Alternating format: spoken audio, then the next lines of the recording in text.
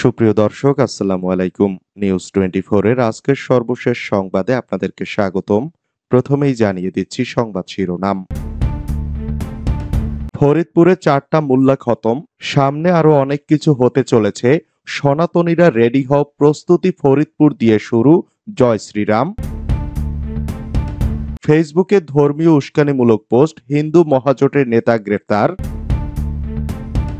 মসজিদের পাশে ইমামকে কুপিয়ে জখম। ঐক্যবদ্ধ আন্দোলনের ডাক দেওয়ার আহ্বান ডক্টর কামালের। সাজা প্রদান, জামিন নামঞ্জুর ও কারান্তরীণের নির্মম খেলায় মেতে উঠেছে সরকার, মন্তব্য মির্জা ফখরুলের। মিয়ানমারের সংঘাত, বাংলাদেশে প্রবেশের অপেক্ষায় সীমান্তে হাজারো রোহিঙ্গা। এতক্ষণ শুনছিলেন সংবাদ শিরোনাম। পুরো খবর পেতে ভিডিওটি শেষ পর্যন্ত দেখুন। সর্বশেষ সংবাদ পেতে চ্যানেলটি সাবস্ক্রাইব করুন। এবার বিস্তারিত। ফেসবুকে ধর্মীয় উস্কানিমূলক পোস্ট, হিন্দু মহাজোটের নেতা গ্রেফতার। বগুড়ায় ফেসবুকে ধর্মীয় উস্কানিমূলক পোস্ট প্রদান করার অভিযোগে এক যুবককে গ্রেফতার করেছে পুলিশ। রোববার দুপুরে তাকে আদালতে পাঠানো হয়েছে। এর আগে শনিবার বিকেল 3টার দিকে শিনগঞ্জ উপজেলার মোকামতলা বাজার এলাকা থেকে তাকে প্রথমে পুলিশ হেফাজতে নেয়। পরে রাতে মামলা দায়ের হলে তাকে গ্রেফতার দেখায় পুলিশ। এসব তথ্য নিশ্চিত করেছেন বগুড়া শিবগঞ্জ থানার ভারপ্রাপ্ত কর্মকর্তা আব্দুর রউফ। গ্রেপ্তার যুবকের নাম সুমন কুমার মহন্ত। তিনি শিবগঞ্জ উপজেলার মোকামতলা এলাকার বাসিন্দা। এছাড়াও তিনি হিন্দু স্বেচ্ছাসেবক মহাজোটের রাজশাহী বিভাগীয় সাংগঠনিক সম্পাদক। ওসি আব্দুর রব জানান, শনিবার দুপুর 12টার দিকে সুমন কুমার মহন্ত তার ফেসবুক আইডিতে ফরিদপুরের মধুখালীর ঘটনাকে কেন্দ্র করে ধর্মীয় উস্কানিমূলক মন্তব্য পোস্ট করেন। পোস্টটি নানা সমালোচনার জন্ম দেয়। ফেসবুকে ধর্মীয় উস্কানিমূলক মন্তব্য পোস্টকে কেন্দ্র করে আইনশৃঙ্খলা পরিস্থিতি অবনতি হওয়ার আশঙ্কা হওয়ায় সুমন মোহনকে প্রথমে পুলিশি হেফাজতে নেওয়া হয়। তার ব্যবহৃত মোবাইল ফোন জব্দ করার পর ওই আইডি লগইন অবস্থায় পাওয়া যায়।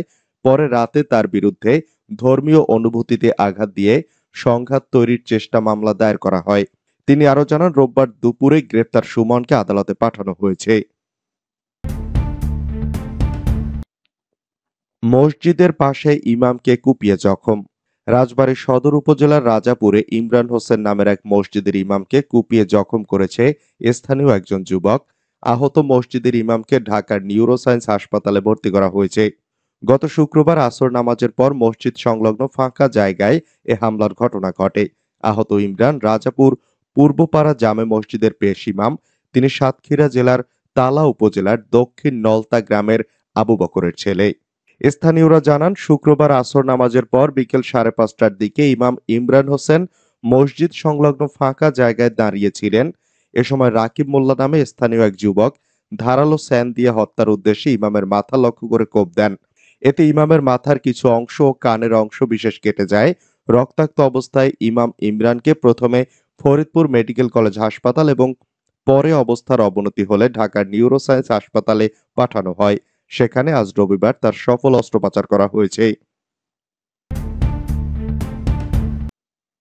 ঐক্যবদ্ধ আন্দোলনের ডাক দেওয়ার আহ্বান ডক্টর কামালের।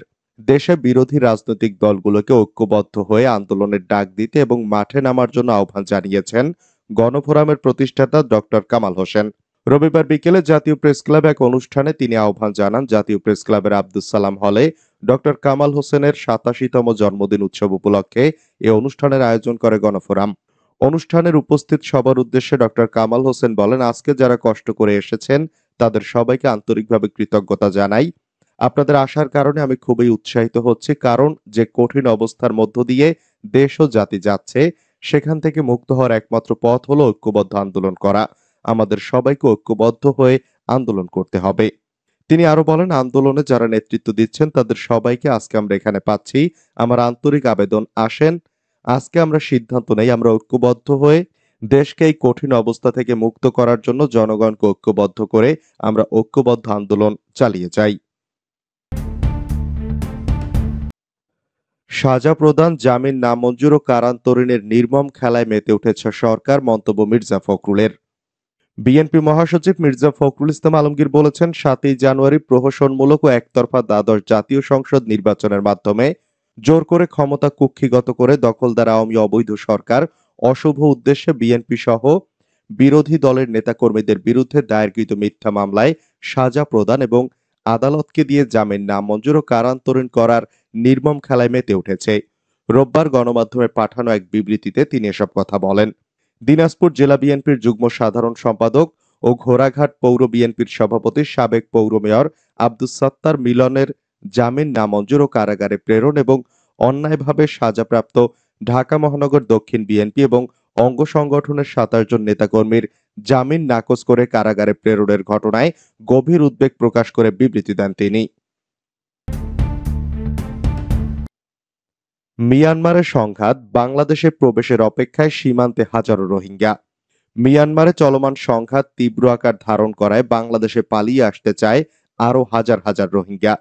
ইতোমধ্যে বাংলাদেশ সীমান্তে তারা জড়ো হয়েছেন। এক রোহিঙ্গা নেতাকে উদ্ধৃত করে এই তথ্য নিশ্চিত করেছে তুর্কি বার্তা সংস্থা আনাদলু এজেন্সি। ২০১৭ সালে বছরের পর বছর ধরে রোহিঙ্গা জনগোষ্ঠীর উপর চলা নিপীড়নের তীব্রতা বাড়ায় মিয়ানমারের সামরিক বাহিনী। ধর্ষণ ও হত্যাযজ্ঞ থেকে বাঁচতে বাংলাদেশে পালিয়ে আসা লাখ লাখ রোহিঙ্গা। বর্তমানে বাংলাদেশের আশ্রয় শিবিরে বাস করছে ১০ লাখেরও বেশি রোহিঙ্গা। সম্প্রতি মিয়ানমারে জাতিগত সশস্ত্র বিদ্রোহী গোষ্ঠীর সঙ্গে সামরিক জান্তা বাহিনীর তীব্র লড়াই চলছে। এই সংঘাত থেকে বাঁচতে আবারও রোহিঙ্গারা পালিয়ে আসছে বাংলাদেশ সীমান্তে। আনাদলুকে দেওয়া সাক্ষাৎকারে মোহাম্মদ নূর হাশেম নামে এক রোহিঙ্গা নেতা জানান, সহিংসতার কারণে রাখাইন প্রদেশ থেকে রোহিঙ্গারা পালিয়ে আসছে। ইতোমধ্যে ছোট নৌকায় করে নাফ নদী পার হয়ে ২০০ রোহিঙ্গা বাংলাদেশ সীমান্তে চলে এসেছে বলে জানান তিনি। বেনজিরের বিরুদ্ধে ব্যবস্থা চেয়ে দুদকে ব্যারিস্টার সুমন। অনিয়ম, দুর্নীতি ও ক্ষমতার অপব্যবহার করে পুলিশের সাবেক মহাপরিদর্শক বেনজির আহমেদের বিরুদ্ধে বিপুল পরিমাণ অবৈধ সম্পদ অর্জনের অভিযোগ অনুসন্ধান করে প্রয়োজনীয় আইনি ব্যবস্থা নিতে দুর্নীতি দমন কমিশনে আবেদন করা হয়েছে। রবিবার হবিগঞ্জ ৪ আসনের সংসদ সদস্য ও সুপ্রিম কোর্টের আইনজীবী সৈয়দ সায়েদুল হক সুমন দুদকের চেয়ারম্যান বরাবর এ আবেদন করেন। এ সময় তিনি বেনজিরকে নিয়ে দৈনিক কালের কণ্ঠে প্রকাশিত প্রতিবেদন আবেদনের সঙ্গে সংযুক্ত করেন। আবেদনে বেনজির আহমেদের পাশাপাশি তার স্ত্রী জিসান মির্জা, ২ মেয়ে ফারহিন রিশতা বিনতে বেনজির ও তাসিন রাইসা বিনতে বেনজিরের বিরুদ্ধে ওঠা অভিযোগ অনুসন্ধান করে ব্যবস্থা নিতে অনুরোধ জানানো হয়েছে। জানতে চাইলে সৈয়দ সায়েদুল হক সুমন বলেন, বেনজিরের বিরুদ্ধে যে রিপোর্ট আসছে প্রায় ১,০০০ কোটি টাকার, তার দুর্নীতির ব্যাপারে যে অভিযোগ আসছে পত্রিকায় হেডলাইন হয়েছে, এ ব্যাপারে এখন পর্যন্ত কোনো ইনকোয়ারির ব্যবস্থা না দেখে দুদকে এসে নাগরিক হিসাবে আবেদন করে বলেছি এর ইনকোয়ারি করা দরকার। কারণ সাবেক আইজিপি মহোদয়ের যদি এত সম্পদ থাকে তবে বাংলাদেশের পুলিশ ফোর্সের মধ্যে যারা সৎ অফিসার আছেন তারা খুব বেশি ফ্রাস্ট্রেটেড হবেন এবং দেশে যারা কিছু সৎ আছেন তাদের উপর ব্যাপক প্রভাব পড়বে। আর যারা অসৎ আছেন তারা মোটামুটি প্রতিযোগিতায় নামবেন। যদি অভিযোগ সত্য হয়ে থাকে তাহলে তারা বলবেন আমরা সবাই বেনজির হইতে চাই। আমার কাছে মনে হয়েছে দেশের জন্য এটা একটা ভয়ানক বিষয়। দুদক পদক্ষেপ না নিলে কি করবেন জানতে চাইলে সুমন বলেন, পরিষ্কার, হাইকোর্টে যাব। সুমনের আবেদনের পর সুপ্রিম কোর্টে দুদকের জ্যেষ্ঠ আইনজীবী খুরশিদ আলম খান সাংবাদিকদের বলেন, জানতে পেরেছি প্রাক্তন আইজিপি বেনজির আহমেদের সম্পদ নিয়ে যে খবর ছাপা হয়েছে তার উপর ভিত্তি করে ব্যারিস্টার সায়েদুল হক সুমন দুদকে একটি দরখাস্ত দাখিল করেছে। তার এই দরখাস্তের প্রেক্ষিতে দুদক তার আইন ও বিধি অনুসারে যাচাই বাছাই করবে। কমিশন যদি মনে করে এটি দুদকের আওতার মধ্যে পড়ে তাহলে দুদক আইন অনুসারে ব্যবস্থা নেবে। এক প্রশ্নে এ আইনজীবী বলেন, এখানে ব্যক্তি মুখ্য নয়, কে কি সেটি এখানে ইস্যু নয়। দুদক দেখে যে অভিযোগটি তফসিলভুক্ত অপরাধের মধ্যে পড়ে কিনা। কমিশন দেখবে তথ্যের সত্যতা কতটুকু। এখানে অনেকগুলো ধাপ আছে। সায়েদুল হক সুমন আজকে যে দরখাস্ত দিয়েছেন তা যাচাই বাছাই কমিটিতে যাবে। কমিটি সেটি দেখে সিদ্ধান্ত দেবে। এরপর কমিটির সিদ্ধান্তের আলোকে কমিশন যদি মনে করে অনুসন্ধান করা উচিত তারা সেটি করবে। আওয়ামী লীগ নেতার হুমকি, মিটিং দূরের কথা গণসংযোগও করতে আসতে পারবেন না।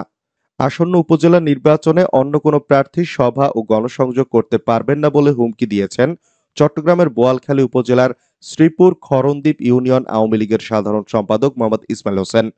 গতকাল শনিবার বিকেলে বোয়ালখালীর বর্তমান চেয়ারম্যান রেজাউল করিমের শ্রীপুরের গ্রামের বাড়িতে আয়োজিত এক সভায় প্রতিদ্বন্দ্বী প্রার্থীদের উদ্দেশ্যে এমন হুমকি দেন ইসমাইল হোসেন।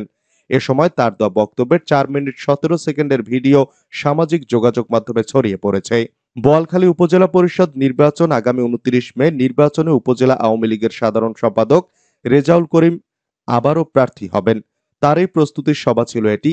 এই নির্বাচনে মনোনয়নপত্র বাছাই হবে আগামী 5 মে। মনোনয়নপত্র প্রত্যাহারের শেষ তারিখ 12 মে। প্রার্থীদের মধ্যে প্রতীক বরাদ্দ হবে 13 মে।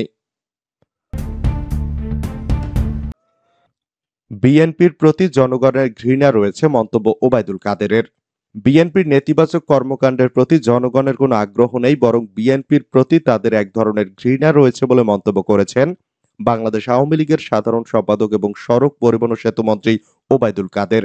তিনি আজ এক বিবৃতিতে বিএনপির মহাসচিব মির্জা ফখরুল ইসলাম আলমগীরের দুরভিসন্ধিমূলক, কুরুচিপূর্ণ ও বিভ্রান্তিকর বক্তব্যের নিন্দা ও প্রতিবাদ জানিয়ে একথা বলেন।